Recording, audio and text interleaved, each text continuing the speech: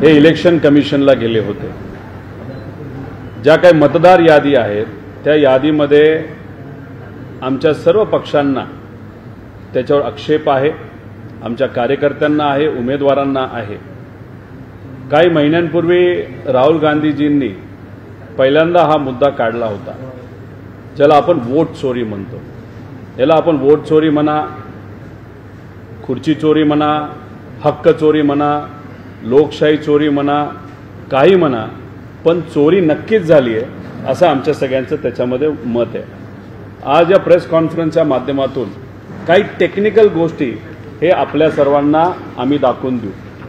याच्यामध्ये आपण जर बघितलं तर लोकसभा 2024ला जो निकाल लागला तो निकाल हा एनडीएच्या विरोधात लागला। मग हा विरोधात निकाल लागल्यामुळे कुठेतरी टेन्शन आलं राज्यातल्या सर्व भाजपच्या नेत्यांना, केंद्रातल्या सर्व नेत्यांना। केंद्रात सत्ता आली होती त्यांची, पण ती सत्ता येत असताना फार समीकरण त्यांना बसवावं लागलं, अनेक लोकांच्या पाया पडाव्या लागल्या ज्या त्याच्या आधी कधीच ते पडले नव्हते। समीकरण बसलं खरं, राजधानी दिल्ली त्यांच्या ताब्यात आली, पण मग आर्थिक राजधानी मुंबई म्हणजे महाराष्ट्र जो 20% टॅक्सचा वाटा देणारा जे काही राज्य आहे ते हातात कसं आणायचं असा प्रश्न त्यांना पडल्यानंतर मग त्यांचं नियोजन झालं ते चोरीचं, म्हणजे मतदान चोरीचं। याच्यामध्ये आपण सर्वजण समजून घ्या की याच्यामध्ये फेक वोटर रजिस्ट्रेशन हे मोठ्या प्रमाणात झालं, म्हणजे खोटे मतदार हे रजिस्टर करण्यात आले। त्याच्यामध्ये खोटे म्हणजे व्यक्ती खोटा असेल असं मी म्हणत नाही, पण एखाद्या मतदारसंघामध्ये दुसऱ्या राज्यातले काही लोक जे शिकण्यासाठी तिथं आले होते, काम करण्यासाठी आले होते असं रजिस्ट्रेशन झालं। नाहीतर दुसऱ्या मतदारसंघातले लोक सुद्धा इथं त्यांचं रजिस्ट्रेशन केलं, मतदार करून घेतलं आणि लगेच दुसऱ्या मिनिटाला त्या मतदारसंघामधून जाऊन त्यांचं मतदार केलं। असे फेक वोटर रजिस्ट्रेशन झालं। बल्क डिलिशन, जे लोक, जो समाज हा भाजपला कधीच मतदान करत नाही असे मतदार हे मोठ्या प्रमाणात डिलीट करण्यात आले। त्याचे पुरावे मी पुढच्या वेळेस तुम्हाला देऊ, पुढच्या काही प्रेझेंटेशनमध्ये देऊ। त्याच्यानंतर दुबार मतदार नोंदणी झाली, म्हणजे अशा काही लोकांची दुबार मतदार नोंदणी झाली जे कदाचित सत्तेतल्या लोकांना मतदान हे करू शकतात, म्हणजे एकदा या बूथवर नंतर दुसऱ्या बूथवर जाऊन त्यांनी तिथं मतदान केलं, म्हणजे याच्यावर आक्षेप घेण्यासारखं आहे, अस्पष्ट आहे। त्यामुळे हा मुद्दा अतिशय मोठ्या प्रमाणात त्यांनी वापरला गेला असेल बीएलओच्या मदतीने असं आमचं मत आहे। आणि बीएलओला कुणी बीएलओकडनं काम करून घेतलं तर काही सत्तेतल्या कार्यकर्त्यांनी, पदाधिकारी आणि तिथं असणारे स्थानिक अधिकारी। आता मतदान चोरी कशी केली जाते? एकतर फॉर्म नंबर 6चा गैरवापर, म्हणजे नवीन रजिस्ट्रेशन नाव जेव्हा केलं जातं त्याच्यामध्ये नको त्या लोकांना नाही तर दुसऱ्या ठिकाणच्या लोकांना तिथं रजिस्ट्रेशन केलं जाणं हे फॉर्म नंबर 6च्या माध्यमातून केलं जातं। फॉर्म नंबर 6A चा गैरवापर म्हणजे डिलिशन, हा फॉर्म कशासाठी वापरला जातो? डिलिशनसाठी, त्याचा गैरवापर केला गेला। विरोधातले मतदार मयत दाखवणे, म्हणजे याच्यामध्ये असे काही गोष्टी आढळून आलेल्या आहेत की हा व्यक्ती मतदान हा भाजपला कधीच करणार नाही, तर सत्तेतल्या लोकांना करणार नाही, म्हणून त्याचं तिथं मयत दाखवण्यात आलं। असे काही प्रकार हे आपल्या सर्वांना बघायला मिळाले। आणि मयत मतदाराच्या नावावर मतदान, त्याचा एक पुरावा मी तुम्हाला देतो की ज्याच्यामध्ये एखादा मयत व्यक्ती आहे आणि त्याच्या नावावर मतदान झालं। आता लांब कुठं कशाला जायचं, मी माझ्या मतदारसंघापासून याची सुरुवात करतो। आता याच्यामध्ये बोलताना फक्त एकच सांगतो, महाराष्ट्रातील मतदान हे कसं वाढलं बघा। लोकसभा 2019 ते लोकसभा 2024 5 वर्षाच्या कालावधीत एकूण झालेली मतदारांची वाढ किती होती? 32 लाख। प्रति वर्षाला किती वाढले? 6.5 लाख वाढले। प्रत्येक महिन्याला महाराष्ट्रामध्ये किती मतदार वाढले? 54,000 वाढले। आता लोकसभा झाली, सत्तेतल्या लोकांची पिछेहाट झाली, मग हे घाबरले। मग 5 वर्षात जेवढी मतदार नोंदणी नाही झाली तेवढी मतदार नोंदणी 6 महिन्यात झाली। ती कशी? लोकसभेनंतर 2024 ते विधानसभा 2024 6 महिन्यांमध्ये एकूण झालेली वाढ ही 48 लाख झाली.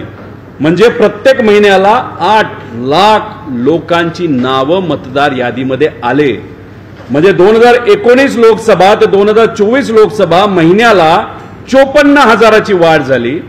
पण इथं आपण जर बघितली 6 महिन्यामध्ये 8 लाख लोकांची वाढ झाली. म्हणजे एवढ्या लोकांचा जन्म हा अचानक त्या काळामध्ये म्हणजे 18 वर्षाच्या आधी असं अचानक झाला की लगेच त्यांची नावं नोंदवायला लागले असं काय झालं का काय वेगळं झालं. पण याच्यामध्ये नक्कीच आक्षेप घेण्यासारखं आहे. डायरेक्ट 54,000 महिन्यावरनं वाढ ही 8 लाख महिन्याला तिथं वाढ झालेली आहे. आता महाराष्ट्रातील मतदान वाढलेले मतदारसंघ कुठले एक मी तुम्हाला इथं यादी दाखवतो. म्हणजे थोडक्यात दाखवतो. ती यादी आहे ना शेवटी दाखवतो. ठीक आहे काय हरकत नाही. आता मी माझ्या मतदारसंघाचं तुम्हाला सांगतो. लोकसभा 2019 ते लोकसभा 2024 5 वर्षामध्ये माझ्या मतदारसंघामध्ये 26,000 मतदार वाढले. प्रति वर्षाला 5,229, प्रति महिन्याला 435. विधानसभा 2019 ते लोकसभा 2024 18,490 मतदार वाढले. 4,100 प्रत्येक वर्षाला म्हणजे 341 महिन्याला वाढले. लोकसभा 2024 ते विधानसभा 2024 हे जास्त महत्वाचं आहे. 6 महिने 14,116 मतदार वाढले. म्हणजे महिन्याला 1,173.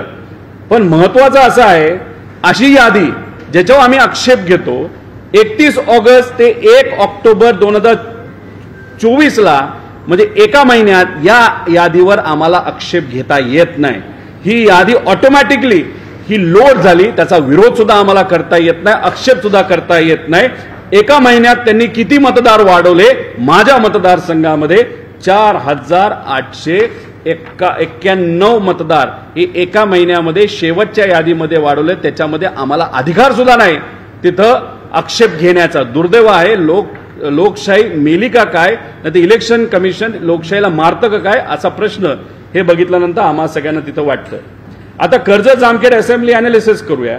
ॲडिशनल आफ्टर लोकसभा म्हणजे लोकसभा 2024 नंतर 14,292 मतदार वाढले. आता याच्यातून डिलीट किती झाले लोकसभेनंतर म्हणजे कदाचित आम्हाला मतदान करणारे ही लोक असू शकतात, काही मयत सुद्धा त्याच्यामध्ये असू शकतात. किती कमी झाले 6 महिन्यामध्ये 5,360 मतं कमी झाली. म्हणजे दिसताना काय दिसतं 14,292 वाढले 5,360 कमी झाले प्लस मायनस करून 9,000 वाढले असं फक्त दिसतं. कदाचित तो आकडा कमी दिसतो तसं नाही. वाढले 14,000 कमी झाले 5,300 आणि या कमी झाल्यामध्ये काही आमचे सुद्धा मतदार मोठ्या प्रमाणात त्याच्यामध्ये होते असं आमचं मत आहे. आणि दुबार वोटर्स म्हणजे डुप्लिकेट याच्यावर आक्षेप घेण्यासारखे 14,162. अजून एकदा त्यांना मतदान करण्याचा हक्क आहे. 2दा आहे 3दा आहे असे डबल ट्रिपल नावं आलेले किती आहेत 14,162. हे वेगळे वाढलेले वेगळे मायनस झालेले वेगळे आणि त्याच्यात हे दुबार असणारे वेगळे हे तुम्ही सगळ्यांनी समजून घेतलं.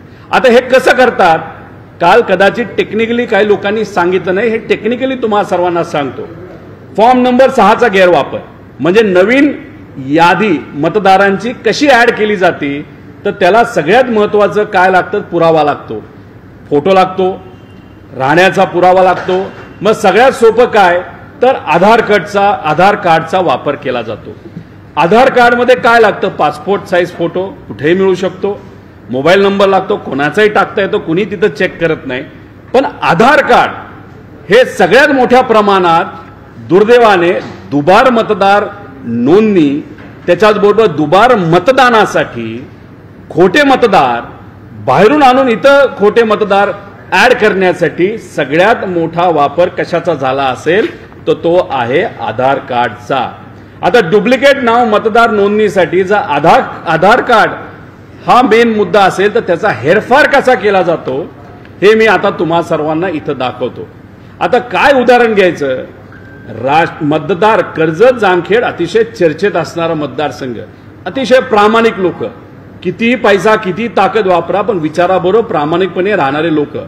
म्हणजे या राज्यात तर कर्जत जामखेड आता चर्चेत आहे, पण अख्ख्या जगात आता तो चर्चेत आलाय असं आपण समजूया. मग एवढा चर्चेत आलेला कर्जत जामखेडमध्ये आता कोणाचं नाव आपण रजिस्टर करायचं, कोणाचं करायचं?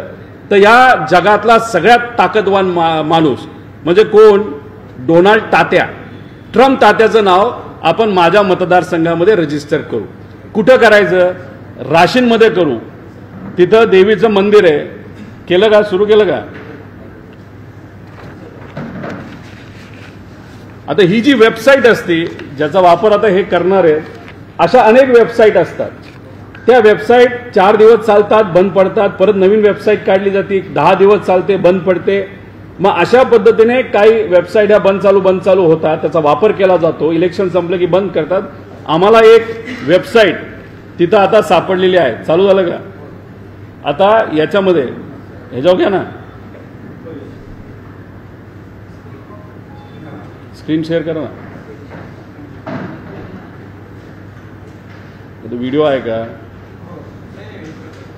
अरे इथं दिसू द्या ना. फुलजा सिमसिम असं ते करा. बघा ही वेबसाईट आहे. अशा अनेक वेबसाईट असतात, त्या बंद चालू होतात. आता ही वेबसाईट आता आम्हाला सापडली, ती आम्ही शोधून काढली. आमच्या ITचे जे काही तज्ज्ञ आहेत, सामाजिक कार्यकर्ते. आता याच्यामध्ये माझ्या मतदारसंघामध्ये राशीन या गावामध्ये ट्रम्प तात्याला आपण आता रजिस्टर करूया. हे कसं केलं जातं हे तुम्ही समजून घ्या. आणि याचा वापर धड दिवसा ढवळ्या या सरकारने तिथं केलेला आहे, नाहीतर काही पॉवरफुल लोकांनी. आता कुठलाही नंबर घ्या, 1 2 3 4 5 6 7 8 9 10 11 12. आधार कार्ड नंबर आपण टाकू. टाकला आधार कार्ड नंबर. ट्रम्प तात्या, डोनाल्ड ट्रम्प तात्या.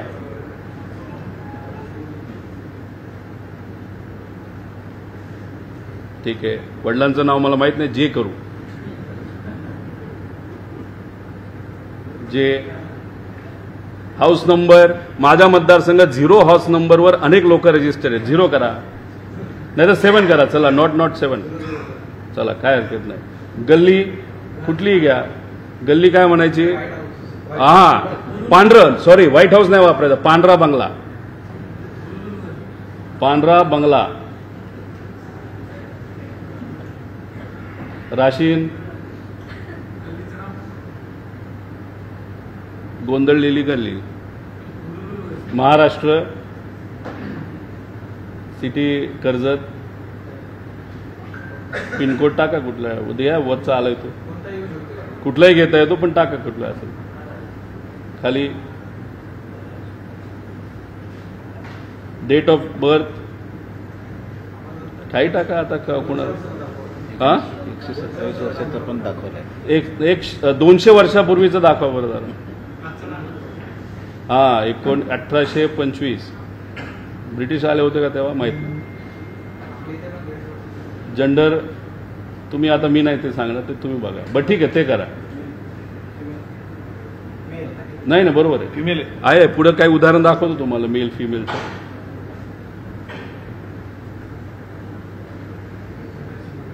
ओके. आता मराठी घ्या ना लँग्वेज. ताते आहे ना, मराठी. अरे हो, सगळं मराठी झालं बघा. पांढरा बंगला, राशीन, कर्जत, महाराष्ट्र आणि पिनकोड पण खोटा. सबमिट. 20 रुपये भरावे लागतात. ठीक आहे, आम्ही बोलतो. फोटो टाका. महाराष्ट्राचा आहे तर फेटा आलाच पाहिजे. हा, चला फेटा. Okay, submit. सबमिटेड. आता प्रिंट. झाला आधार कार्ड तयार. झाला आधार कार्ड. आता हे आधार कार्ड ट्रम्प तात्या राशीनमध्ये येणाऱ्या जिल्हा परिषद इलेक्शनमध्ये मतदान करणार. आलं बघा. ते उमेदवार येऊ शकतात. रिपब्लिकन पक्षाचे होतात का कुठले माहित नाही. आमचे हे ट्रम्प तात्या हे झाले राशीनचे मतदार. कदाचित हे ID प्रूफ आहे. हे फक्त बघितलं जातं. सगळी खोटी माहिती कशी टाकली जाते. आता हा वेबसाईट आहे, मी ओपनली तुम्हाला सर्वांना दाखवल्यानंतर कदाचित जे कुणी असेल ती वेबसाईट सुद्धा बंद करू शकतात. अशा पद्धतीने अनेक वेबसाईटचा वापर केला. आता ट्रम्प तात्या झाले आहेत आमचे मतदार राशीनचे. आता मी आधार कार्ड त्यांचं झाले, मतदार झालेले आहेत, कदाचित हे उभा सुद्धा राहू शकतात. घराचा खोटा नंबर, मेलचं फिमेल केलं, बंगला कुठलाही टाकला, कुठेही क्रॉस व्हेरिफिकेशन नाही, आधार कार्ड नंबर सुद्धा डुप्लिकेट तिथं झालेला आपण सगळ्यांनी बघितला.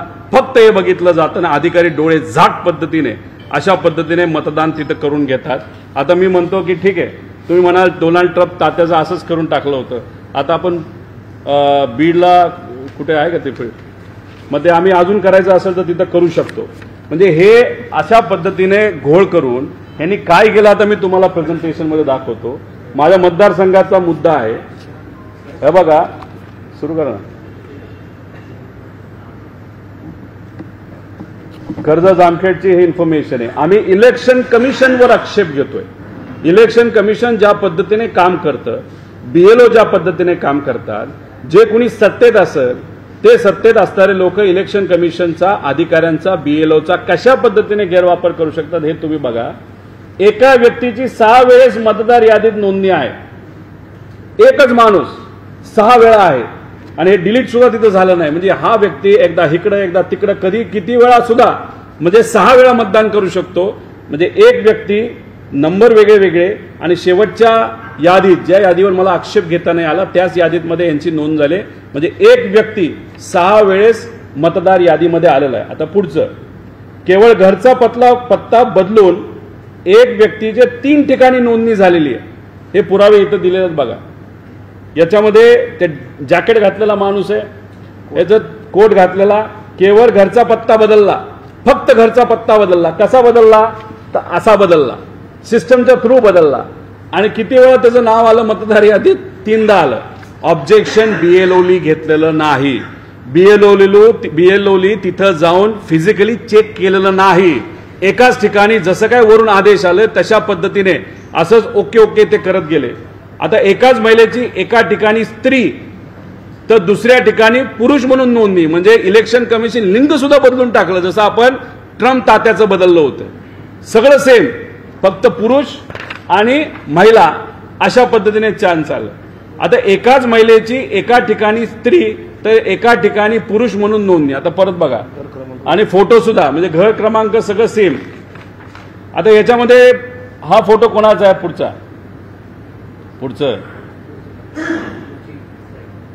पुढची स्लाइड. आता हा मुलगा का मुलगी आहे? ही मुलगी आहे, आपला मुलगा आहे. आता ह्याचं वय काय असावं? 18च्या खाली, पण ठीक आहे, त्यांनी फोटो वापरला. आता नाव पुरुषाचे, फोटो पुरुषाचा, लिंग मात्र महिलेचा. अशा पद्धतीने बीएलओ तिथं चुका केलेल्या आहेत. आता हे पुढचा बघायचा. हा फोटो जर बघितला तर हा फोटो आहे एका मुलाचा, पण याचं वय किती काढलं? 57 वर्ष आहे. जन्म कधी झालाय तर 1970 मध्ये झालाय. तेव्हा सहजपणे ग्रामीण भागामध्ये कलर्ड फोटो नव्हते. म्हणजे त्याचा अर्थ हे आजोबा जे आहेत ज्यांचं नाव याच्यामध्ये आहे, या आजोबाच्या पुढे जो फोटो दाखवलाय तो अशा मुलाचा आहे, तो आत्ताच जन्मलेला असेल, नाही तर 10 वर्षापूर्वी जन्मलेला आहे. कारण हा कलर्ड आहे आणि 57 वर्षापूर्वी ग्रामीण भागामध्ये पासपोर्ट फोटो हा कधीही तिथं अशा प्रकारचे कलर्डचा नव्हता.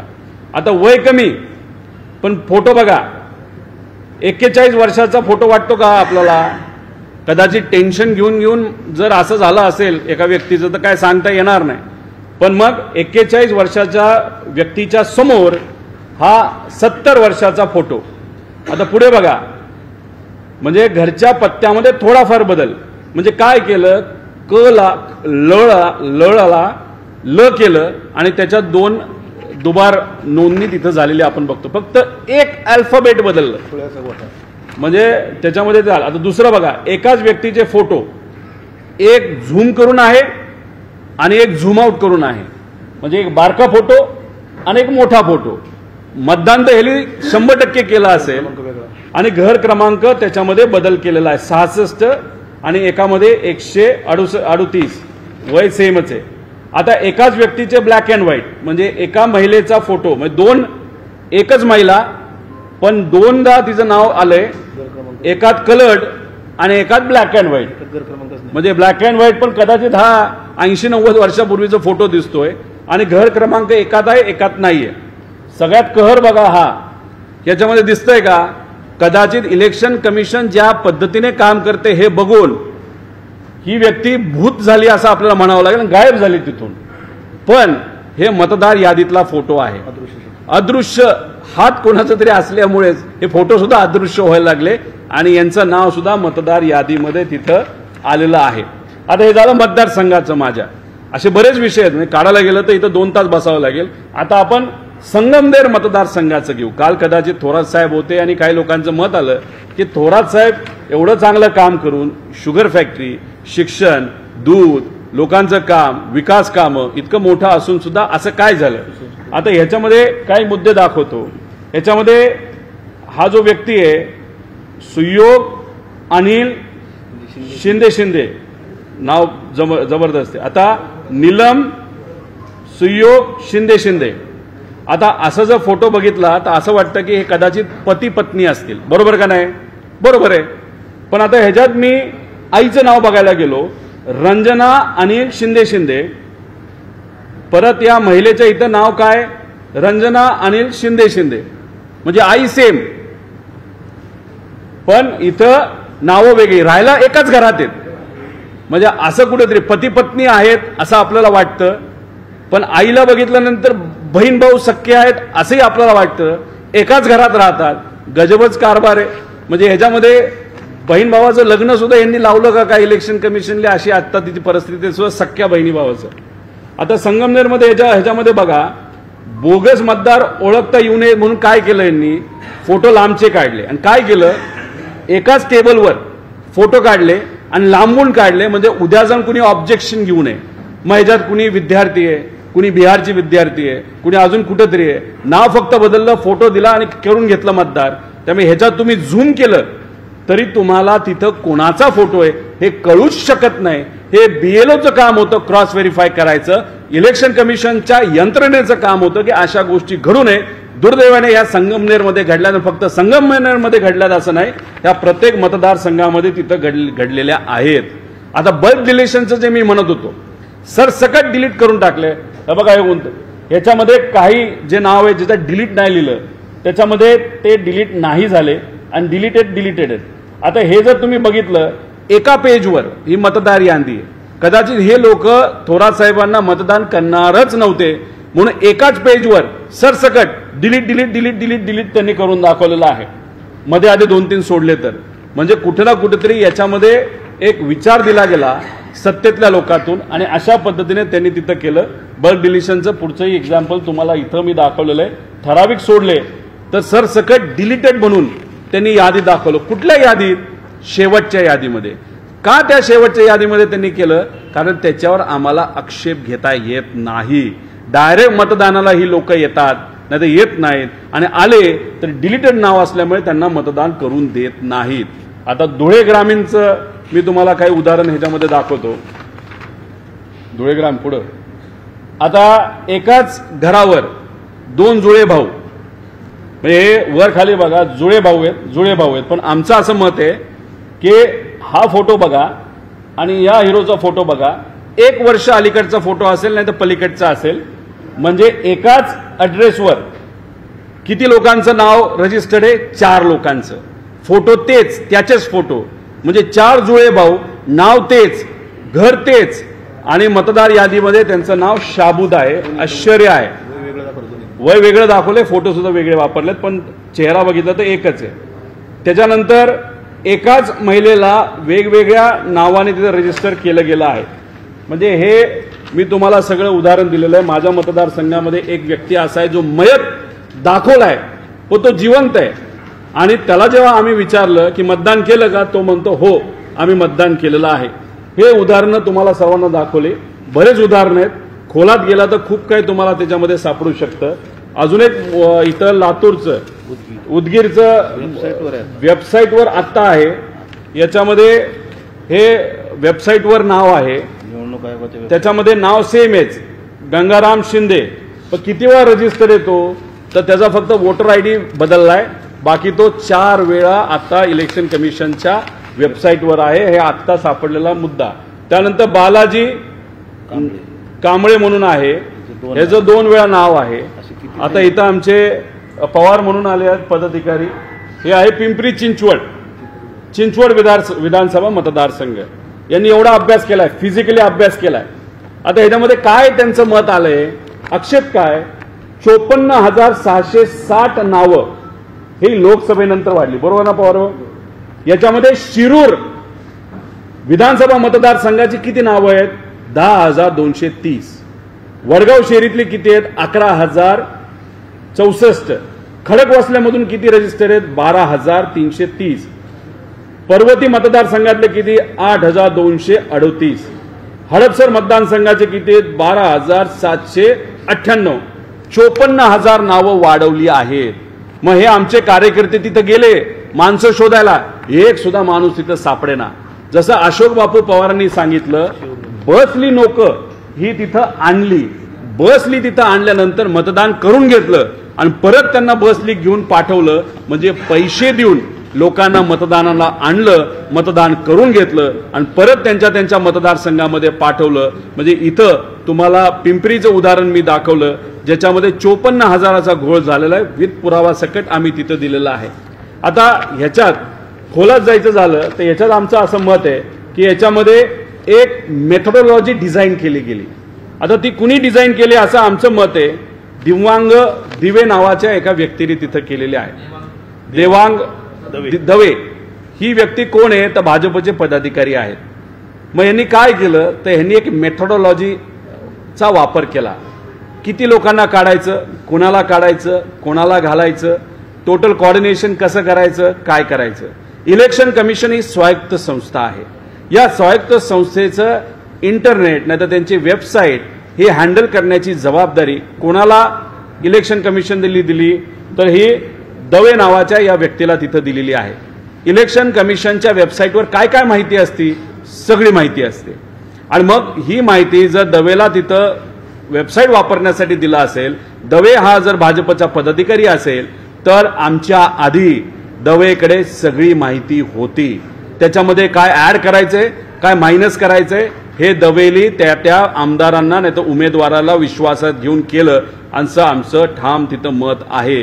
कारण का एवढी मोठी इन्फॉर्मेशन जर एका व्यक्तीला भाजपच्या पदाधिकाऱ्याला वेबसाईटच्या माध्यमातून मिळत असेल आणि आम्ही जेव्हा मागतो तेव्हा आम्हाला सांगितलं जातं जा तुम्हाला देत नाही, ही देत नाही, ती देत नाही. आम्ही माहिती मागायला गेलो तरी आमच्या नेत्यांना सांगितलं जातं ही माहिती तुम्हाला आम्ही देऊ शकत नाही. कोर्टात जेव्हा जातो तेव्हा कोर्ट निकाल द्यायच्या आधी हे तिथं कुठेतरी निर्णय काढून घेतात की अशा पद्धतीची माहिती आम्हाला देता येत नाही. त्यामुळे आमची मागणी काय तर आमची मागणी आहे की याच्यामध्ये आता ही प्रेस माझी पहिली असं नका समजू. जेव्हा माझा निकाल लागला 23 तारखेला निकाल लागला नोव्हेंबरला, 27 नोव्हेंबरला पुण्यामध्ये मी पहिली प्रेस कॉन्फरन्स घेतली आणि सांगितलं होतं काहीतरी गडबड आहे. आणि मग आता सगळ्या गोष्टीचा अभ्यास केल्यानंतर ह्या सगळ्या गोष्टी आता बाहेर येत आहेत. त्यामुळे आमच्या अशा मागण्या आहे की मतदार वाढीचे विश्लेषण आम्हाला त्यांनी दिलं पाहिजे. बीएलओली किती त्यांची जी डायरी असती त्या डायरीची जी कुठली इन्फॉर्मेशन आहे ती आम्हाला दिली पाहिजे. कशा पद्धतीने त्यांनी क्रॉस व्हेरीफाय केलं याचे पुरावे आम्हाला तिथं द्यावे लागतील. आणि सविस्तर माहिती ही कुठल्याही परिस्थितीमध्ये आम्हाला देणं हे महत्वाचं आहे. अचानक वाढलेले मतदार हे होते कुठले, कसे आले, कुठून आले ही माहिती आम्ही तिथं मागितली. खास करून 31 ऑगस्ट नंतर वाढलेले म्हणजे एका महिन्यात जे वाढले त्याच्यावर आम्हाला आक्षेप घेता येत नाही. याची माहिती आम्हाला लेखी स्वरूपात स्पष्टपणे इलेक्शन कमिशननी दिली पाहिजे. त्याच्याबरोबर डेटा जो कुठला आम्ही मागतोय तो आम्हाला उपलब्ध करून दिला पाहिजे. ज्याच्यामध्ये अधिकृत पद्धतीने डेटा आम्हाला देणं अतिशय महत्वाचं आहे. त्याच्याचबरोबर आपण जर बघितलं तर याच्यामध्ये डिजिटल मतदार याद्या, आता तुम्ही म्हणताय डिजिटल इंडिया आणि मतदार याद्या मतलब तुम्ही डिजिटल आम्हाला देत नाही, आम्ही प्रिंट देतो, हे देतो, ते देतो. म्हणजे आम्ही फक्त कामच केलं पाहिजे, खोलात गेलं पाहिजे. त्याच्यापेक्षा आम्हाला डिजिटल मतदार याद्या मिळाल्या पाहिजे. बीएलओची डायरी नोंदी कशा झाल्यात हे आम्हाला समजून घ्यायचंय आणि येणाऱ्या इलेक्शनमध्ये ते कसं करून घेणार आहेत हे सुद्धा आम्हाला माहिती पाहिजे. विधानसभा इलेक्शन नंतर सुद्धा मोठ्या प्रमाणात मतदार वाढले आहेत आणि ते अशाच पद्धतीने डोनाल्ड तात्या जसं इथं एक सिटीजन झाले, त्यांनी आधार कार्ड काढलं, तसं अशा अनेक नको त्या लोकांचं सुद्धा आधार कार्ड काढलं गेलं असेल, त्यांचं वोटर आयडी रजिस्ट्रेशन तिथं झालं असेल आमचं BLOच्या मदतीने, असं आमचं स्पष्ट मत आहे. आणि त्याच्याचबरोबर मतदाराच्या दिवसाचे CCTV का इथं 6 लोकांची नावं दाखवलेत, ते 6 वेळा तोच व्यक्ती मतदानाला आला का, दोनदा नाव आहे, दोनदा आला का, जर शेवटच्या ह्याच्यामध्ये 68 लाख लोकांनी मतदार केलं एका तासामध्ये, मग आम्हाला ते व्हिडिओ बघून बघायचंय कोण होते ते, कसे आले, कुठून आले, आम्ही वेगळी माहिती नाही मागवत. आम्हाला पुढच्या बाजूली मतदान करताना आम्हाला कळणार सुद्धा नाही मतदान कोणाला केलंय, पण तिथं जे काही CCTV कॅमेरे ठेवले होते तिथं आम्हाला त्या ठिकाणी माहिती ही पक्की मिळणं अतिशय महत्वाचं आहे, असं आमच्या सगळ्यांचं तिथं मत आहे. आणि त्याच्याचबरोबर आमचं एक BLOचे लॉगिंग डेटा द्या, आमचं असं मत आहे की एका मोबाईलवरनं हजार लोकांचं तिथं रजिस्ट्रेशन झालेलं आहे, त्यामुळे लॉगिंग डेटा आम्हाला द्या. आणि हे BLO एका ठिकाणावरनं सगळी माहिती काढत होते का, क्रॉस व्हेरीफाय करते होते का, आमचं मत आहे एकाच ऑफिसमध्ये हे बसले, अधिकाऱ्यांकडनं वरून आदेश आला म्हणून सगळी माहिती दिली, एका AC ऑफिसमध्ये कार्यालयामध्ये बसून बहुतांश BLOंनी सगळी क्रॉस व्हेरिफिकेशन तिथं केलंय, म्हणून ह्या चुका त्यांना सापडलेल्या नाही. त्यामुळे कुठं ना कुठंतरी घोळ झालाय. त्यामुळे लॉगिंग ID आणि CDR डेटा हा बघून खरं काय हे लोकांसमोर तिथं आलं पाहिजे असं आमचं मत आहे. फॉर्म क्रमांक 7A आम्हाला उपलब्ध करून द्या. आणि स्थानिक निवडणुकीतील पार्श्वभूमी बघता हे जे काय घोळ निघालेत, जे काय पुरावे येत आहेत, VVPAT असणं महत्वाचं आहे. ते म्हणतील आमच्याकडे एवढे VVPAT नाहीत, मशीन नाही आहेत. अहो, अख्ख्या देशात काही इलेक्शन आहे असं नका समजू. लोकसभेला तुम्ही सगळीकडे वापरले, आणाला, मग जिल्हा परिषदच्या सदस्यासाठी 1 वापरा, पंचायत समितीसाठी 1 वापरा, प्रभागमध्ये 4 असतील तर 4 वेगळे वापरा, अख्ख्या देशातून तुम्ही आणा आणि मग त्या VVPATचा आणि त्या तिथं मशीनचा वापर करा. अजून डोकं वापरा, अजून थोडे दिवस जाऊ द्या, नाहीतर सहज सोप्या पद्धतीने म्हणजे आपल्या बॅलेट पेपरवर तुम्ही मतदान घ्या, विषय संपवा. त्यामुळे एकतर मशीन, मतदार यादीमधला घोळ जोपर्यंत क्लिअर होत नाही तोपर्यंत तुम्ही इलेक्शन कशाला घेता. लोकांचा विश्वास इलेक्शन कमिशनवर राहिलेला नाही. इलेक्शन कमिशनमध्ये सुद्धा काय आज अधिकारी आहेत ज्याची नावं कदाचित पुढे जाऊन आम्हाला घ्यावी लागतील, पण आज आमचा आक्षेप इलेक्शन कमिशनवर आहे, प्रक्रियेवर आहे, तिथं मतदार यादीवर आहे. आणि अशा पद्धतीने ID प्रूफ खोट्या पद्धतीने करून त्याचा वापर करून खोटी मतदार नोंदणी करून तिथं मोठ्या प्रमाणात पैशाचा वापर केला आणि लोक बाहेरून आणून हे त्यांनी तिथं मतदान करून घेतलं. आणि आज हे सगळे सत्तेत आहेत. त्यामुळे आम्ही सत्तेत, ठीक आहे तुमचं सरकार ठेवा, आम्हाला काही घेणं देणं नाही तुमच्या सरकारचं, पण याच्या पुढे लोकशाहीचा गळा जे तुम्ही दाबत आहात अशा पद्धतीने गैरव्यवहार करून तुम्ही संविधानाला धोक्यात आणताय. तुम्ही तिथं उद्या जाऊन कदाचित लोकसभेचं इलेक्शन जेव्हा येईल तुम्ही 400 पेक्षा जास्त तुमचे खासदार निवडून आणाल आणि जे तुमचं स्वप्न होतं संविधान बदलायचं, आरक्षण सर्व समाजाचं काढून टाकायचं, हे तुम्ही येत्या काळामध्ये करू शकतात अशी आम्हाला भीती आहे. त्यामुळे सुरुवात ही स्थानिक स्वराज्य संस्थेमध्येच तुम्ही ते बदल करावेत. आम्ही डोळ्यात तेल घालून तिथं लक्ष देऊनच आहोत, पण अशा पद्धतीने लोकशाहीचा गळा जर तुम्ही दाबवत असाल तर हे आम्हाला पटणार नाही. आणि जी यादी तुम्हाला सांगत होतो ती ही यादी आहे. सगळ्यात जास्त घोळ जर लोकसभा 2024 आणि विधानसभा 2024 या 6 महिन्यामध्ये सगळ्यात जास्त मतदान कुठं वाढलं असेल विधानसभा मतदारसंघाप्रमाणे तर पनवेलमध्ये हे किती वाढले? 60,000 65,000 वाढले, बरोबर ना? किती कुठे दिसतंय? 60,000 कमी करा अजून. कल्याण रूरल 57,000 वाढले, भोसरी 56,000, नीरा भायंदर हे 53,000, नाळा सुपारा 50,000, चिंचवड 45,000, हडपसर 43,000, मुंबई काळवा 41,000. म्हणजे तिथं बघा किती मोठ्या मतदानाने आमचे आवाडसाहेब जिंकले असतील. मालेगाव सेंटर म्हणजे असं ते सगळं बघितलं तर अशा पद्धतीने ते वाढलेलं आहे आणि याच्यामध्ये असा घोळ झालेला आहे. त्यामुळे काही ठिकाणी आमच्या लोकांचं मतदान त्यांची लीड ही कमी तरी झालेली आहे, नाहीतर बहुतांश लोक तिथं दुर्दैवाने पडलेले आहेत. अशी परिस्थिती तिथं आहे आणि अशा पद्धतीने त्यामुळे हे कसे वाढले हे आम्हाला सगळ्यांना तिथं बघायचं आहे। त्यामुळे वोट चोरी, गद्दी चोरी, खुर्ची चोरी, लोकशाही चोरी, संविधान चोरी, जे काय म्हणायचे तुम्ही म्हणा, पण चोरी नक्की झाली आहे हे कुठं आता तिथं पुराव्यासकट आपल्या सगळ्यांना बघायला मिळतं।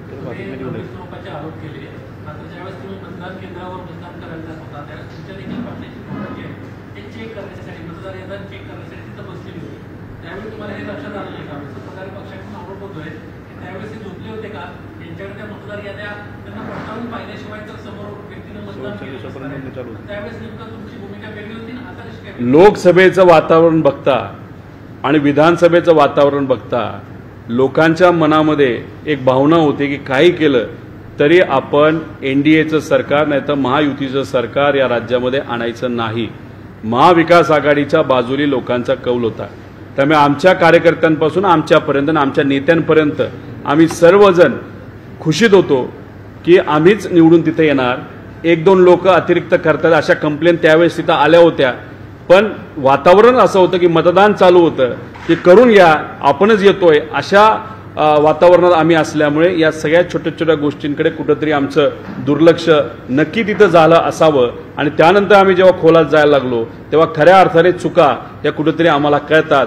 ह्या चुका आमच्या कार्यकर्त्यांच्या तुम्ही आज बोलत असला तरी घोळ कुणी केलाय तर BLOनी केलाय, इलेक्शन कमिशननी केलाय, मतदार यादीमध्ये झालेला आहे। आणि हा फक्त एका मतदारसंघामध्ये नाही, सर्व मतदारसंघामध्ये हा घोळ झालाय। म्हणून आम्ही सांगतोय की सरकारमधल्या नेत्यांनी इलेक्शन कमिशनची बाजू घेऊ नये।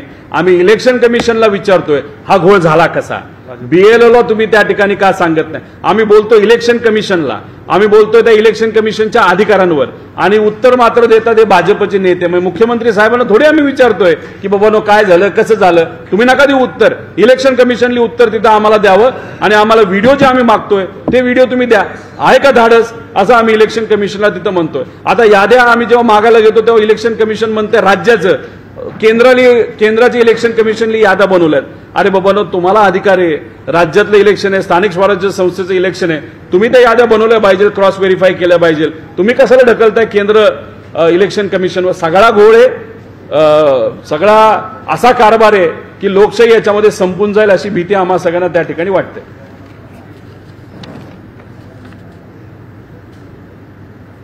आता मुख्यमंत्री साहेबांची एक सवय आहे, काही बोललो ते पुरावे द्या, पुरावे तर दिले, ते सिडकोच्या बाबतीत सुद्धा पुरावे मागितले, पुरावे दिले, पण पुरावे देऊन करता काय तुम्ही?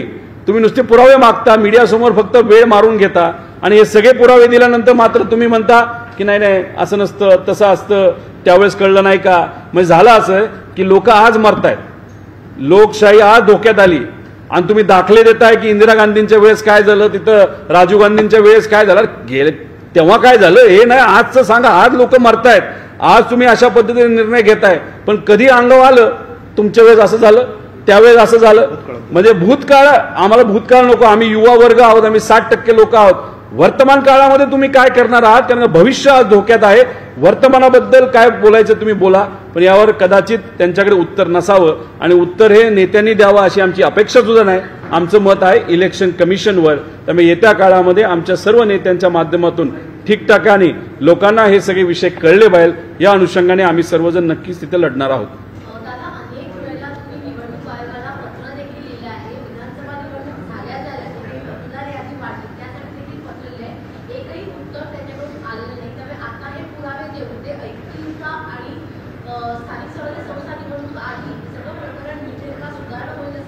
लोकसभा झाल्या म्हणजे विधानसभेच्या आधी सुद्धा आम्ही एक पत्र दिलं होतं, ते पत्राचा पुरावा जयंत पाटील साहेबांनी मीडियासमोर तिथं आणलेला आहे। आम्ही स्पेसिफिकली सांगितलं होतं की फार चुकीच्या पद्धतीने काय गोष्टी होत आहेत तिथं। मतदान म्हणजे काय काय तर कॉलेजेसमध्ये आपण जर बघितलं तर कॉलेजेसमध्ये शिकण्यासाठी मुलं कुठून आली आहेत, बिहार, UP, दिल्ली वगैरे, आणि अचानक त्या बूथवर ही सगळी मुलं दिसायला लागली मराठी मुलं म्हणून। म्हणजे अशा पद्धतीने तुम्ही आधार कार्ड बदललं, ही लोक आली, त्यावेळेस आम्ही आक्षेप घेतला, आता सुद्धा आम्ही आक्षेप घेतला, पण सातत्याने आमचं कामच आहे की लोकशाही टिकवण्यासाठी आम्ही सर्वजण एवढ्या मोठ्या सत्तेच्या विरोधात, पैशाच्या विरोधात, दडपशाहीच्या विरोधात तिथं लढत आहोत। आता सुद्धा आम्ही तोच प्रयत्न करतोय की लोकांना सांगतोय की बघा लोकशाही आज धोक्यात आहे, संविधान धोक्यात आहे, आणि आज संविधान धोक्यात असेल तर उद्या जाऊन सर्व आरक्षण सुद्धा धोक्यात येतील, कारण भाजपला काय करायचंय, सत्तेतल्या लोकांना काय करायचं, संविधान बदलायचं, आरक्षण पूर्णपणे तिथं काढून टाकायचंय आणि पूर्णपणे एकदा या देशामध्ये मनुवाद कसा येईल याचा प्रामाणिक प्रयत्न सत्तेतले लोक तिथं करत आहेत. आणि दुर्दैवाचं इलेक्शन कमिशन ही स्वायत्त संस्था आहे, त्याचा वापर केला जातो. ईडी स्वायत्त संस्था त्यांचा वापर केला जातो, सीबीआय स्वायत्त संस्था त्यांचा वापर केला जातो, आरबीआयचा वापर दुर्दैवाने त्या ठिकाणी सरकारला उगाच तिथं पैसे देण्यासाठी तिथं केला जातो. म्हणजे स्वायत्त संस्था या देशामध्ये राहिलीच नाही, म्हणजे कुठेतरी उद्या जाऊन संविधान सुद्धा राहणार नाही अशी भीती आम्हाला सगळ्यांना तिथं वाटते. इलेक्शन कमिशनवर सातत्याने आरोप होतात, राहुल गांधींनी केले, तुम्ही करताय, पण दखल कोणीच घेत नाही ना. इलेक्शन कमिशन घेत नाही, न्यायालय सुद्धा घेत नाही. पर्याय काय विरोधकांकडे, काय ऍक्शन काय? शेवटी आम्ही प्रयत्न करणार लोकांपर्यंत मीडियाच्या मदतीने हा विषय घेऊन जायला, इलेक्शन कमिशनपर्यंत हा विषय घेऊन जायला. सुप्रीम कोर्टामध्ये आम्ही तिथं प्रयत्न करत आहोत. आता सुप्रीम कोर्टाची पण परिस्थिती आज आपण बघितली तर तिथं जे सर्वात प्रमुख सुप्रीम कोर्टाचे जे आहेत त्यांच्यावर RSS विचाराचे नाहीतर मनुवाद विचाराचे लोक बूट टाकण्याचा तिथं विचार करतात. म्हणजे ही परिस्थिती सुप्रीम कोर्टाची आहे, न्यायव्यवस्थेची आहे. आमचा त्यांचा विश्वास आहे, पण कुठं ना कुठंतरी काय ना काहीतरी गोष्टी झाल्या पाहिजे. ह्या गोष्टी कधी होऊ शकतात, जेव्हा लोकातून एक उठाव होईल. लोक जेव्हा रस्त्यावर लोकशाही टिकवण्यासाठी, संविधान टिकवण्यासाठी जेव्हा रस्त्यावर येतील तेव्हाच काहीतरी बदल होईल असं आम्हा सगळ्यांना वाटतं. तेव्हा रस्त्यावरची लढाई येत्या काळामध्ये लढावी लागेल का काय असा प्रश्न आता आम्हा सगळ्यांना पडायला लागलेला आहे.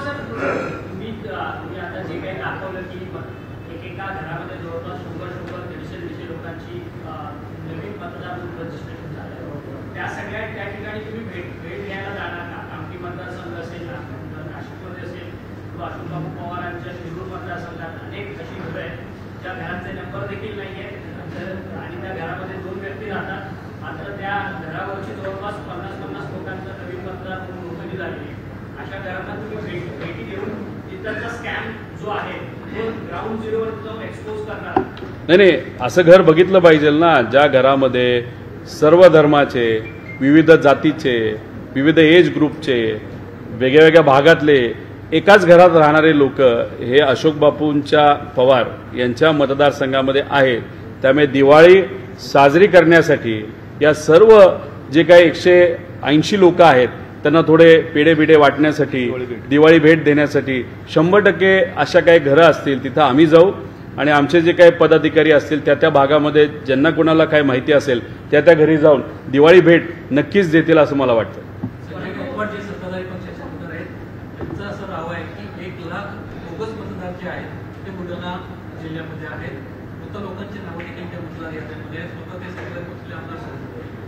आम्ही हेच म्हणतोय, आम्ही वर्ष झालं हेच म्हणतोय की मृत व्यक्तींची नावं ही ठेवली जातात आणि तिथे काही ठिकाणी बूथ ताब्यात घेतलं जातं. जसं बीड जिल्ह्यामध्ये सुद्धा बऱ्याच गावांमध्ये झालेलं आपण तिथं बघितलेलं आहे.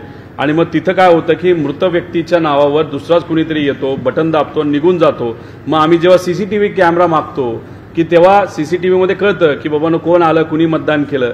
मग ते कळू नये म्हणून राज्य सरकारच्या काही नेत्यांनी केंद्र सरकारच्या लोकांना सांगितल्यानंतर इलेक्शन कमिशनला आदेश आला आणि त्यांनी सांगितलं की आम्ही तुम्हाला CCTV देऊ शकत नाही.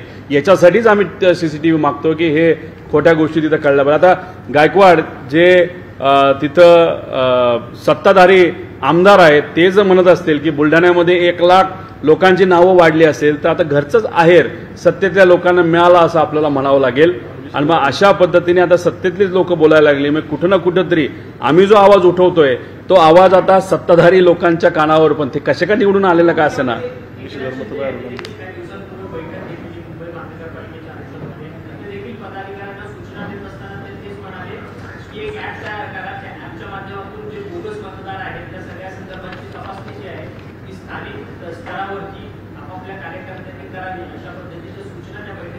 एकनाथ शिंदे साहेबांकडे पद आहे, एकनाथ शिंदे साहेबांकडे सत्ता आहे, एकनाथ शिंदे साहेबांकडे पैसा आहे असं आम्हाला कळतं. एकनाथ शिंदे साहेबांकडे कार्यकर्त्यांची फौज आहे, आमदारांची फौज आहे. पण एकनाथ शिंदे साहेबांकडे दवे नावाची व्यक्ती आहे का जी सिस्टममध्ये जाऊन घोळ करू शकते? एकनाथ शिंदे साहेबांना आणि अजितदादांना मला असंही कळतं की अजितदादांची खास बैठक ही मुंबईजवळच्या कर्जत या तालुक्यामध्ये आता सुरू आहे.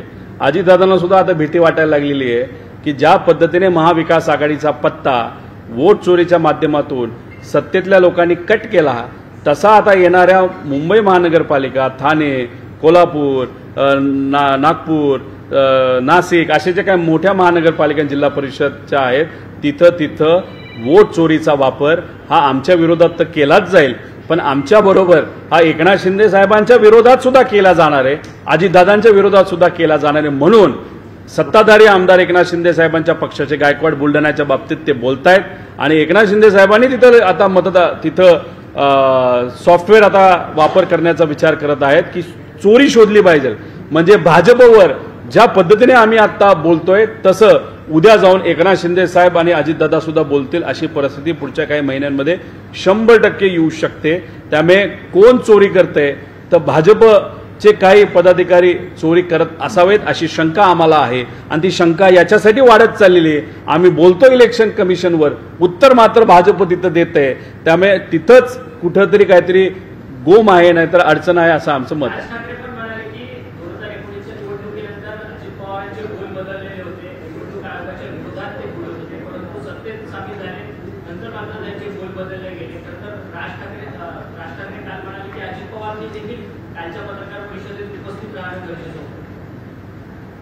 कोण उपस्थित राहायला पाहिजे होतं? कुठे?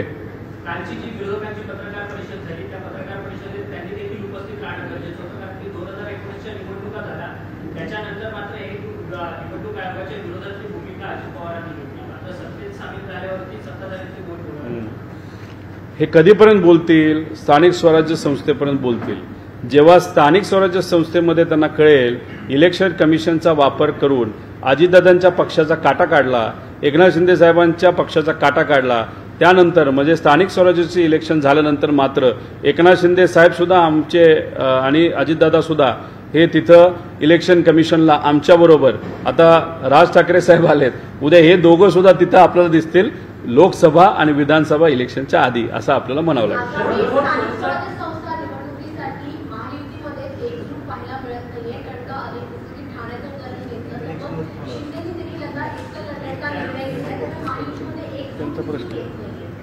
आता इलेक्शन कमिशन या विषयावर आपण तिथं बोलत आहोत.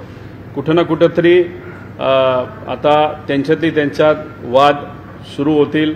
हे वाद तिथंच थांबतील असं नाही, हे वाद वाढतच जाणार आहेत असं आमचं सगळ्यांचं मत आहे. आणि त्याच्याचबरोबर सायंकाळी 5-5:30 नंतर जे काय 72 लाख लोकांची मतदान, हे 72 लाख लोकांचं मतदान फक्त एका तासात झालं, याच्यावर सुद्धा येत्या काळामध्ये आम्ही म्हणजे आधी सुद्धा माहिती मागितली, आत्ता सुद्धा मागतोय, ती माहिती मात्र दुर्दैवाने आम्हाला मिळत नाही. राहुल गांधीजी सुद्धा तिथं मागत आहेत, पण बघूया त्या बाबतीत काय होतं.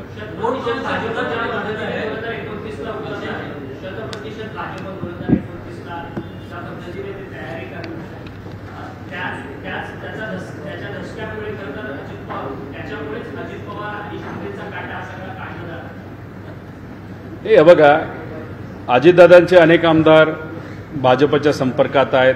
मी काय वेगळं बोललो होतो का? अहिल्यानगर शहराचा जर आमदार बघितला तर आता ज्या पद्धतीने ते भाष्य करतायत, दादांनी झापून सुद्धा, पत्र देऊन सुद्धा, नोटीस काढून सुद्धा त्यांचं चालूच आहे काय प्रकरण. आम्हाला असं करते पुढच्या महिन्यामध्ये 10 मोठ्या सभा घेतल्या जाणार आहेत. म्हणजे देशात भाजपचं सरकार, राज्यात भाजपचं सरकार, आणि आक्रोश कोण करतोय तो हिंदू आक्रोश करतायत, आणि त्याच्यात कोण बोलणार आहे तर ही सगळी बोलणार आहेत. म्हणजे अजितदादांचं सुद्धा आहे. म्हणजे कुठं ना कुठंतरी एक आमदार भाजप दादांचा फोडत चाललेला आहे. तसंच आपण एकनाथ शिंदे साहेबांचं सुद्धा तिथं बोलू शकतो. त्यामुळे बघता बघता त्यांचे 20, 25, 30 आमदार कसे त्यांच्या हातातून सुटून जातील हे कळणार नाही.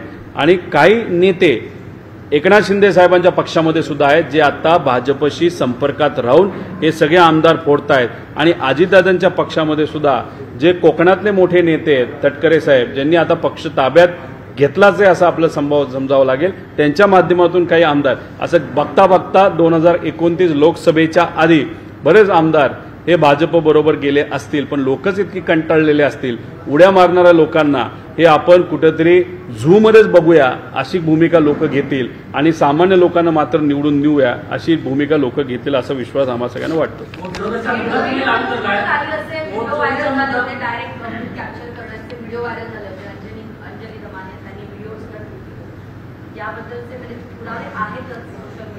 त्याच्यातच मी तुम्हाला म्हणतोय की बूथ कुठं ताब्यात घेतला जातो की जिथं मतदार यादी मोठ्या प्रमाणात तिथं बदल केले गेलेत, मयत व्यक्तीच्या म्हणजे जो व्यक्ती नाहीच जिवंत नाहीच त्याच्यावर दुसरं कोणीतरी व्यक्ती येऊन मतदान तिथं करत असतात, नाहीतर दुसऱ्याच नावावर तिसरं येऊन मतदान तिथं केलं जातं. म्हणूनच आम्ही म्हणतोय की अशाच बऱ्याच ठिकाणी तिथं केलं गेलंय आणि म्हणूनच व्हिडिओ जे आम्ही मागतोय ते पुरावे आहेत. पण व्हिडिओ जर म्हणजे पुरावेच तुम्ही आम्हाला देणार नसाल त्याचा अर्थ तुम्ही कुठंतरी गडबड झाली, चोरी झाली आणि त्या चोरीवर आता पांघरून घालण्याचा प्रयत्न हा इलेक्शन कमिशनकडनं केला जातोय. शेवट सांगतो कोणाचं वोट चोरीच्या बाबतीत काय विषय आहे का?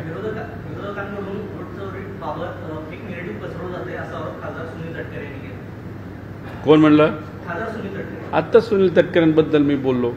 आता आम्ही इलेक्शन कमिशन बद्दल बोललो की देवेंद्र फडणवीस साहेब बोलत होते, मग आम्ही सारखं म्हणायला लागलो देवेंद्र फडणवीस साहेबच का बोलतायत. तर आता त्यांची जागा कदाचित देवेंद्र फडणवीस साहेबांचा फोन तटकरे साहेबांना गेला असावा. आता मी बोलत नाही, तू बोल, आणि ते बोलायला लागले असतील असं आपल्याला म्हणावं लागेल.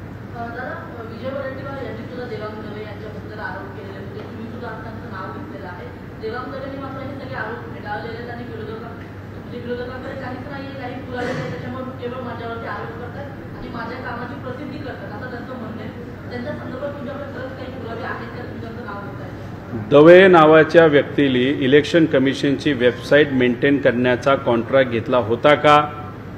इलेक्शन कमिशनमध्ये तो किती वेळा तिथं गेला? इलेक्शन कमिशनच्या वेबसाईटच्या माध्यमातून आपल्याला कुठली कुठली माहिती मिळते, कशी मिळते, ही सगळी लोकांना तिथं माहिती आहे. आता तुम्ही ज्या मशीन खोलत आहात, बसवत आहात, काय बसले, काय निघालंय, कुठला स्क्रू टाकलाय, कुठं काय टाकलंय हे तुम्हाला कळणारच आहे. आणि मग त्या माहितीचा वापर हे तुम्ही तुमच्या जवळच्या पक्षाला करणारच आहात. तुम्ही कुठल्या पक्षातले आहेत? तुम्ही भाजपचे पदाधिकारी आहात. तुम्ही थोडी आम्हाला मदत करणार आहात की आमच्या पक्षाला, म्हणजे भाजपच्या विरोधातल्या पक्षाला तुम्ही मदत नाही करणार. मग तुम्ही कॉन्ट्रॅक्ट पण घेतलं, तुमची लोक त्या वेबसाईटवर काम करत होती, सगळी माहिती तुमच्याकडे होती. आम्ही मागतोय आम्हाला माहिती काय दिली जात नाही. तुमच्याकडे रेडीमेड वेबसाईटच्या मदतीने माहिती तिथं होतीच. आणि तुम्ही कुठल्या पक्षातले आहात? तर तुम्ही भाजपचे आहात. सरळ दवेंचा तिथं लिंक ही भाजपला लागते, इलेक्शन कमिशनला लागते. म्हणून मध्ये जे काय घोळ झालाय तो सगळा त्यांच्या कंपनीच्या मदतीने केला असावं असं आमचं सगळं मत आहे. ओके.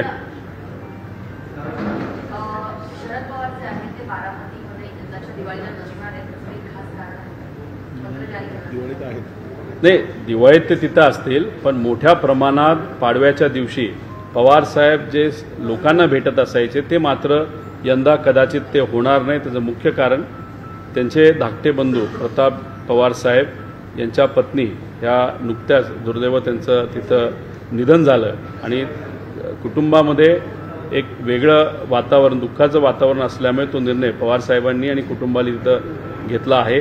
त्याच्याचबरोबर आज जे काही महाराष्ट्रामध्ये लोकांचं नुकसान झालं ते सुद्धा दुसरं कारण कदाचित असू शकतं. हे ना हा करतो, थोडं 1-2 मिनटं जाऊ द्या आणि मग आम्ही घेतो.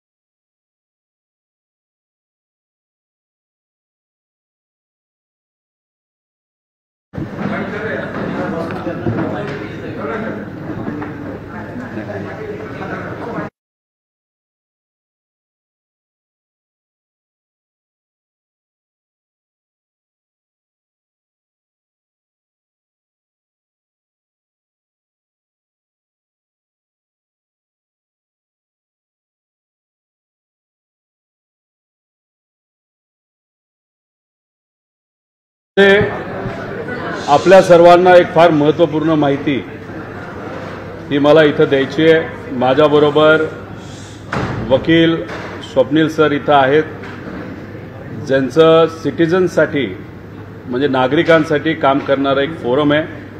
त्या फोरमचे ते पदाधिकारी आहेत. भावनाताई इथं आहेत ज्या आमच्या पक्षाच्या पदाधिकारी आहेत. आमले भाऊ जे आमचे आता नवी मुंबईचे अध्यक्ष झालेत ते सुद्धा इथं आहेत. विषय आपल्या सर्वांना कुठला सांगायचा होता तर सिडकोच्या माध्यमातून राज्य सरकारमध्ये असणाऱ्या एका नेत्याच्या सांगण्यावर सिडकोमध्ये बसलेले जे चेअरमन ज्यांचं नाव मंत्री शिरसाट आहे यांनी जो घोळ केला होता 5,000 कोटीचा, तो असे सामाजिक कार्यकर्ते, आमचे पदाधिकारी आणि आम्ही सगळ्यांनी मिळून तो उघडकीस आणला. त्यासाठी आम्ही पाठपुरावा केला, 3 पत्रकार परिषदा घेतल्या, सिडकोवर मोर्चा काढला.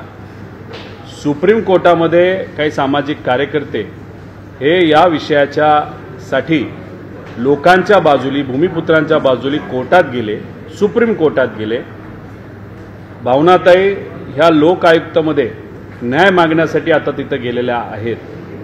झालंय असं की जे काय मुद्दे आम्ही मांडत होतो ते सुप्रीम कोर्टाला पटलेले आहेत आणि सुप्रीम कोर्टामध्ये जी सुनावणी काही दिवसांपूर्वी झाली ती सुनावणी झाल्यानंतर सुप्रीम कोर्टाने राज्य सरकारला फटकारलेलं आहे की तुम्ही या विषयाच्या बाबतीत जे कोणी लोक जबाबदार आहेत त्यांच्यावर तुम्ही कारवाई करता का, ती कारवाई आम्ही करू. सुप्रीम कोर्टाने कोणाकोणाला नोटिसेस काढलेल्या आहेत तिथं यूडी विभाग, त्याच्याचबरोबर फॉरेस्ट विभाग, तिथे असणारे सेक्रेटरी, जे आपले चीफ सेक्रेटरी आहेत त्यांना सुद्धा त्यांनी पत्र लिहिलेलं आहे, नोटीस काढलेली आहे. सिडकोला सुद्धा त्यांनी नोटीस काढलेली आहे की तुम्हाला या बाबतीत लवकरात लवकर ॲक्शन ही घ्यावी लागेल आणि ॲक्शन तुम्ही नाही घेतली तर मग या बाबतीत आम्ही राज्य सरकार, महाराष्ट्र राज्य सरकारला जबाबदार धरू आणि राज्य सरकारवर तिथं कारवाई करू. म्हणजे जे आम्ही बोलत होतो ते पुराव्यासकट बोलत होतो. 12,000 पानांचे पुरावे जे आम्ही दिले, जे आम्हाला मुख्यमंत्री साहेबांनी मागितले होते ते त्यांच्यापर्यंत पोहोचून सुद्धा मुख्यमंत्री साहेबांनी या बाबतीत कुठेही ॲक्शन घेतली नाही. पण न्यायव्यवस्थेवर आमचा विश्वास असल्यामुळे स्वप्नील वकील साहेब व त्यांचे सर्व सामाजिक कार्यकर्ते, भावनाताई व इतर आमचे सर्व पदाधिकारी व स्थानिक सर्व ग्रामस्थ, ज्याला आपण भूमिपुत्र म्हणतो, यांना सुप्रीम कोर्टाने तुर्तास न्याय दिलेला आहे असं आपल्याला म्हणावं लागेल. 3 नोव्हेंबरला अजून एक सुनावणी होईल आणि जर सरकारने तोपर्यंत कुठंच काही कारवाई केली नाही तर 3 नोव्हेंबरला सरकारवर एक मोठी कारवाई सुप्रीम कोर्टाच्या माध्यमातून होईल असं आम्हा सगळ्यांना तिथं वाटतं. आता भावनाताई ज्या लोकायुक्तमध्ये गेल्या होत्या, लोकायुक्तांनी सुद्धा नोटिसेस काढलेल्या आहेत. पण त्या नोटिसेस काढत असताना जे कोणी त्या पदावर आज आहे त्या पदाला नोटिसेस काढलेल्या आहेत. या यादीत कदाचित तुम्ही म्हणताल शिरसाटांचं नाव दिसत नाही. शिरसाट चेअरमन राहिलेले नाहीत. शिरसाट फक्त मलिदा खाण्यासाठी काही काळासाठी चेअरमन झाले होते.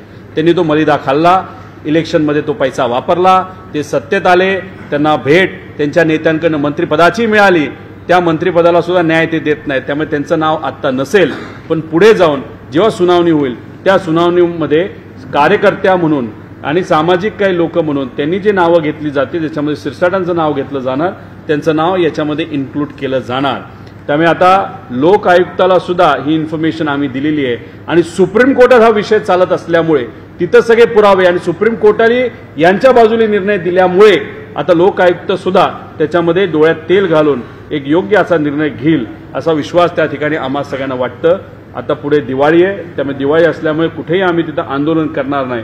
पण जशी दिवाळी संपेल तिथं नक्कीच नोव्हेंबरच्या पहिल्या आठवड्यामध्ये या विषयाला पूर्णत्वास नेऊन, म्हणजे आता ही 3री आमची पत्रकार परिषद आहे, पण 4थी पत्रकार परिषद ही तिथं शिरसाटांना घरी बसवल्याशिवाय, त्यांच्यावर कारवाई झाल्याशिवाय, अधिकाऱ्यांवर कारवाई झाल्याशिवाय आम्ही शांत बसणार नाही. पण एक सांगतो की मराठी मीडियाच्या मदतीने, तुमच्या सर्वांच्या मदतीने, स्थानिक भूमिपुत्रांच्या मदतीने व सामाजिक कार्यकर्त्यांच्या मदतीने सरकारली जो उत्मात लावला होता तर या राज्य सरकारचे म्हणजे सामान्य लोकांचे तिजोरीमध्ये असणारे 5,000 कोटी रुपये हे आम्ही सगळ्यांनी मिळून तिथं वाचवले आहेत. आणि ही फाईल बघितली तर हा आकडा 5,000 कोटीवरच थांबतो असं समजू नका. हा आकडा 70 ते 80,000 कोटी रुपयेपर्यंत जाणार आहे. ही मात्र फक्त सुरुवात आहे. त्यामुळे आम्हाला ज्याच्यासाठी आमच्या मतदारसंघातल्या मायबाप जनतेने निवडून दिलं, आमच्यावर जे लोक तिथं विश्वास ठेवतात, आम्ही ज्या निष्ठेने महाराष्ट्रातल्या लोकांच्यासाठी तिथं काम करतो, त्यांची सेवा देतो, त्याला यश आले. 5,000 कोटी रुपये आता आम्ही वाचवलेत आणि पुढे जाऊन ते 70,000 कोटीपर्यंत आकडा जाईल असं आम्हा सगळ्यांना तिथं वाटतं. बोलू आता. मी वकील स्वप्नील सरांना विनंती करतो की तुम्ही कोर्टामध्ये होता, कोर्टाने राज्य सरकारला कसं फटकारलं हे तुम्ही थोडंसं सांगावं. कॉन्शियस सिटीजन फोरम यांच्या वतीनं माननीय सर्वोच्च न्यायालयामध्ये PIL दाखल करण्यात आलं. त्यामागचं कारण म्हणजे नगरविकास विभाग, महसूल विभाग आणि फॉरेस्ट विभाग आणि सिडको या चारही विभागाकडनं 2015ला SLP दाखल करण्यात आलं. तुम्ही ते सर बस मध्ये कॉन्शियस सिटीजन फोरम या आमच्या संस्थेकडनं सुप्रीम कोर्टमध्ये PIL दाखल करण्यात आलं.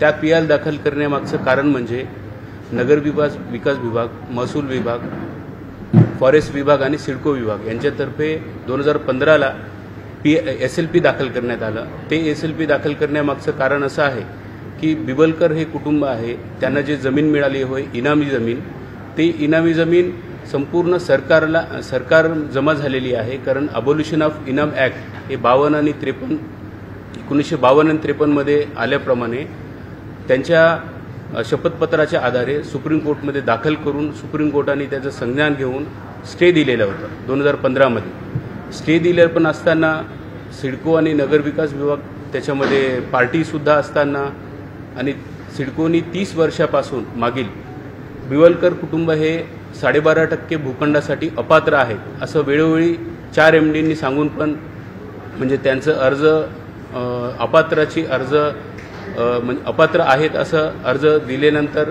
त्यांना नाकारून पण अचानकपणे नगरविकास विभागाने 24 तासाच्या आत 42 टेबल फिरवून त्यांची मान्यता देऊन त्यांना 61,750 एवढं मीटरचा भूखंड देण्यात आलेला आहे. म्हणजे हे याच्या मागचं कारण काय आहे की SLP पेंडिंग असताना राज्य सरकारांनी सगळ्या विभागांनी पण त्यांच्या मालकी हक्कावर प्रश्न निर्माण करून सुप्रीम कोर्टाने त्याच्यावर स्टे देऊन सुद्धा हे का करण्यात आलं हा प्रश्न आम्ही मंत्रालय फॉरेस्ट मिनिस्टर यांच्यात अप्लिकेशन करून दालनामध्ये तो प्रश्न विचारला. तरी सिडको विभागाने वेगवेगळ्या पद्धतीनं स्टे दिलेला असल्याचं खोटं सांगितलं. म्हणजे या विषयामध्ये न्याय मिळत नाही हे जेव्हा आम्ही बघितलं तेव्हा आम्ही माननीय सर्वोच्च न्यायालयासमोर या सगळ्या गोष्टींची मांडणी केली. रिट पिटिशन म्हणजे PILद्वारे. तर इश्यू नोटीस माननीय सर्वोच्च न्यायालयाने इश्यू नोटीस करून आणि सगळ्या विभागांना सांगितलेलं आहे की इंटरिम रिलीफ म्हणजे अंतरिम आदेश का नाही देण्यात येऊ नये. 3 नोव्हेंबर 2025ला सगळ्यांना 3 आठवड्याची अवधी देऊन तिथे त्यांचं म्हणणं मांडण्यासाठी सांगितलं. आणि सर्वोच्च न्यायालयाने असं पण नमूद केलं की तुम्ही त्वरित याच्यावर म्हणजे कोणतं तरी आदेश द्या. सगळ्या बेकायदेशीरपणे जे कारवाई चालू आहे जर तसे केले नाही तर माननीय सर्वोच्च न्यायालय त्यांच्यावर स्वतः आदेश घेईल असं त्यांचं म्हणणं होतं.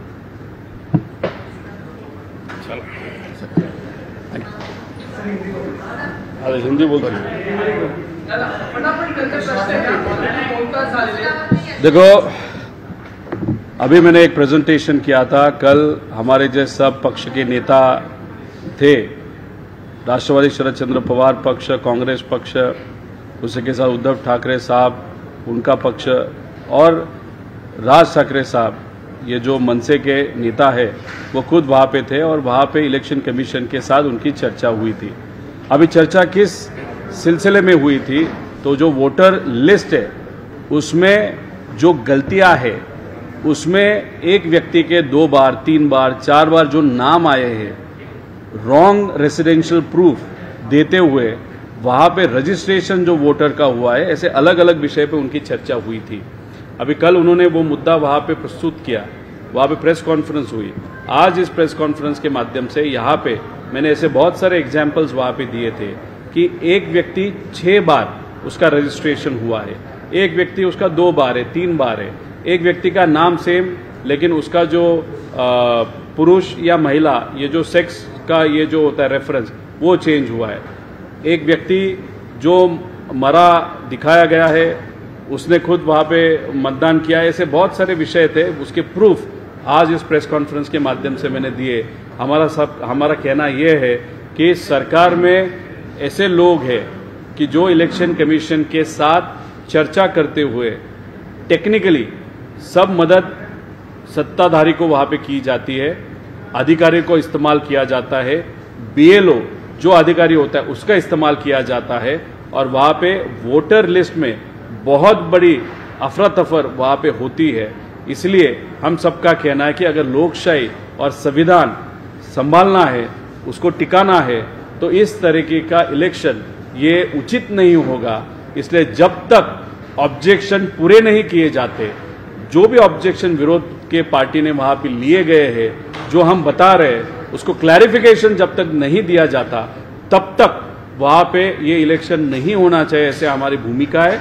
और उसी के साथ वीवीपैट इस्तेमाल करना बहुत इंपॉर्टेंट है। अगर वीवीपैट इस्तेमाल करने के लिए आपके पास मशीनरी नहीं है तो आप बैलेट पेपर पे वहां पे इलेक्शन लो, लेकिन इस तरीके का इलेक्शन अगर मैनिपुलेटेड हो या उस पर अगर बहुत सारा गलत चीज वहां पे हुई हो तो इस तरीके का इलेक्शन नहीं होना चाहिए, ऐसे हम सबकी भूमिका है। जिस तरीके से बिहार में एसआईआर लागू किया गया और बाद में फिर उसकी बदली भी आ गई, क्या लगता है कि महाराष्ट्र में जो नौबत आई एसआईआर करने की जरूरत है? देखो, महाराष्ट्र में अभी ये जो स्थानिक स्वराज्य संस्था या लोकल बॉडी इलेक्शन है वहां पे तो वोटर लिस्ट में बदल करते हुए वहां पे वोट की चोरी करते हुए कैसे तो भी ये इलेक्शन वो आगे लेके जाएंगे। अभी ये जो हम बता रहे ये अभी एकनाथ शिंदे जी जो अभी सत्ता में, उनके पक्ष को भी अभी डर लगने लगा है। अजित दादा के जो पार्टी है उनको भी डर लगने लगा है कि भाजपा उनका जो भी नेटवर्क है उसका इस्तेमाल करते हुए इन दोनों के उम्मीदवारों को भी वहां पे गिराया जा सकता है। इसलिए हमारा जो डर है वो शायद एकनाथ शिंदे जी और इनका भी है। और फिर आप जो बिहार में चीजें हुई थी वो अभी इमीडिएटली ये इलेक्शन में होएगी ऐसे हमको नहीं लगता, लेकिन विधानसभा इलेक्शन जहां जहां पे है, जैसे कि अभी वेस्ट बंगाल का इलेक्शन वहां पे होगा, वहां पे डेफिनेटली वो इस्तेमाल होगा। जब लोकसभा इलेक्शन देश में होगा और महाराष्ट्र विधानसभा होगा, उससे बिहार में जो पॉलिसी उन्होंने इस्तेमाल की वो शायद तब ये पॉलिसी हो सकती है। और हमको डर है कि इस लोकसभा में बीजेपी को, भाजपा को उतना सक्सेस नहीं मिला जैसे कि उनका टारगेट था कि कैसे भी हालत में 400 के आगे जाने का और संविधान बदलने का और ओवरऑल आरक्षण जो भी समाज को दिया है वो 100% वो खत्म करके वहां पे मनुवाद का शासन इस देश में लाने को नहीं उनको उस टाइम कर पाए थे। इसलिए आने वाले इलेक्शन में इस तरीके की वोट चोरी करते हुए ऐसे जो पदाधिकारी है, जैसे दवे नाम के एक पदाधिकारी है भाजपा के, जिनको इलेक्शन कमीशन के वेबसाइट का काम वहां पे दिया था, उसका इस्तेमाल करते हुए अधिकारी, पदाधिकारी और बीएलओ इन सबको हाथ में लेते हुए वोट चोरी वहां पे महाराष्ट्र में बहुत बड़े पैमाने पे वैसे हुई, ऐसे हम सबका कहना है। दूसरा ये भी जिस तरीके से कल एमबीए के टक्कर गए और इलेक्शन कमीशन 2 दिन बैठक की, राज ठाकरे उसका हिस्सा बने, क्या लग रहा है कि राज ठाकरे को एमबीए स्वीकार करेगा और खासकर कांग्रेस जो दूरी बना रही है कांग्रेस? देखो, अभी कल कॉमन मिनिमम प्रोग्राम हमारा था कि अभी इलेक्शन कमीशन जिस तरीके से काम कर रहा है वो लोकशाही के लिए बहुत घातक है। इसलिए जो पक्ष सत्ता में जो लोग हैं वो भी इनवाइटेड थे या वो भी आते तो भी अच्छा होता। अभी वहां पे मन से ये पक्ष वहां पे आया था, वो अभी ऑब्जेक्शन लेना चालू कर दिया, अच्छी चीज है। आगे जाके जिस तरीके से महाविकास आघाड़ी फॉर्म हुई थी तब कॉमन मिनिमम प्रोग्राम बनाया था, जिस तरीके से बात करना है, कौन सा विषय आगे लेके जाना है, किस तरीके के मुद्दे वहां पे आगे लेके जाना है या महाराष्ट्र का विकास किस तरीके से, उसके कॉमन मिनिमम प्रोग्राम बनाया था। आगे जाके अगर हम ये जो पक्ष है, हमारे जो नेता है वो डिसाइड करेंगे तो कॉमन मिनिमम प्रोग्राम बनाया जाएगा और उसमें अगर मन से वो कॉमन मिनिमम प्रोग्राम महाराष्ट्र के हित में, लोगों के हित में वो स्वीकारे और वो अगर किसी और पक्ष को उस चीज में अड़चन नहीं हो तो कॉमन मिनिमम प्रोग्राम भी मनसे को लेके शायद बनाया जा सकता है। लेकिन ये जो निर्णय है वो हमारे पक्ष के प्रमुख नेता वहां पे लेंगे। आज उस विषय के बारे में चर्चा करना बहुत इमैच्योर होगा, ऐसे मुझे लगता है। कांग्रेस के नेता है अजय राय, उन्होंने हाल ही में अमित शाह को पत्र लिखकर कहा है कि आरएसएस पर बैन लगा दिया जाना चाहिए। मांग उन्होंने पत्र लिखकर अमित शाह से। देखो, उन्होंने शायद ऐसा बताया होगा कि यूनिवर्सिटी में या कॉलेजेस में आरएसएस का वहां पे बैन होना चाहिए। अगर महाराष्ट्र की बात करो तो ये जो यूनिवर्सिटी है, जैसे पूना है, नागपुर है और बहुत सारे यूनिवर्सिटीज है, उस यूनिवर्सिटी में जो प्रमुख पद पे आज जो भी डीन हो या वहाँ के जो प्रमुख है यूनिवर्सिटी के, वो उनको अगर आप देखो तो बहुत सारे लोग ये आरएसएस के लोग हैं। और जिस तरीके से आरएसएस के लोग वहाँ पे बैठना चालू कर दिए, वहाँ पे इस यूनिवर्सिटी की एजुकेशनल क्वालिटी ये गिरते गई। अभी हम साइंस के बारे में बात करते हैं, लेकिन ये बात चालू किस बारे में कर रहे हैं कि ये कोई अलग टाइप का जो वैदिक एजुकेशन है उसके बारे में वो बात करना चालू कर दिए। इसलिए एजुकेशन में इस चीजें, दुनिया आर्टिफिशियल इंटेलिजेंस की तरफ जा रही है, लेकिन हम पीछे पीछे जा रहे हैं। अभी जो आईटी में है उनको काम से निकाला जा रहा है क्योंकि नई टेक्नोलॉजी आ रही है, और जो डिग्री लेके बैठ के उनको काम नहीं। लेकिन ये जो यूनिवर्सिटी है, उस यूनिवर्सिटी में एजुकेशन सिस्टम में एक आध व्यक्ति जब अप्रोच होता है, जब नया एडमिशन होता है, तो उसको आरएसएस के पॉम्पलेट वहां पे दिए जाते हैं। इसलिए आरएसएस की जो संस्था है, उसके जो कार्यकर्ता है, वो युवा पीढ़ी को अलग डायरेक्शन पे लेके जा रहे हैं, न कि प्रोग्रेसिव डायरेक्शन को लेके जा रहे हैं। इसलिए जो मांग वहां पे की गई है एजुकेशन सिस्टम में, आरएसएस हो या कोई भी पक्ष हो, कोई भी पॉलिटिकल चीज है, उस यूनिवर्सिटी में या कॉलेज में सिखाई नहीं देनी चाहिए और चर्चा नहीं होनी चाहिए। ऐसे हम सबकी भूमिका है। कर्नाटक सरकार के एमएलए से जुड़ा हुआ सवाल है कि उन्होंने हाल ही में बयान दिया है फॉरेस्ट ऑफिसर को लेकर, महिला फॉरेस्ट ऑफिसर को लेकर, कि आप मीटिंग में आने के लिए प्रेगनेंसी का बहाना बताते हैं कि आप नहीं आ सकते, प्रेगनेंट है, लेकिन वही आप कुछ लेने के लिए काम पर आ जाते हैं। अभी देखो, अभी महाराष्ट्र में बहुत सारे ऐसे अधिकारी है, बहुत सारे नेता है जिस तरीके से काम कर रहे हैं, उनके ऊपर बोलते बोलते हमको अभी टाइम कम पड़ रहा है। अभी कर्नाटका के एक एमएलए के बारे में हम क्या बोलेंगे? कोई भी व्यक्ति महिलाओं के बारे में अगर गलत बोल रहा है तो वो गलत चीज है, लेकिन कंटेक्स्ट भी देखने की जरूरत है। वो सिचुएशन क्या था, क्या विषय था, कौन से पक्ष के, वो मुझे नहीं मालूम। लेकिन अगर महाराष्ट्र की बात करो, या महाराष्ट्र में जिस तरीके का काम हो रहा है, इस सरकार के विरोध में बोलने के लिए बहुत कुछ होने के कारण दूसरे राज्यों में क्या चल रहा है वो तो हमको नहीं मालूम। ठीक है।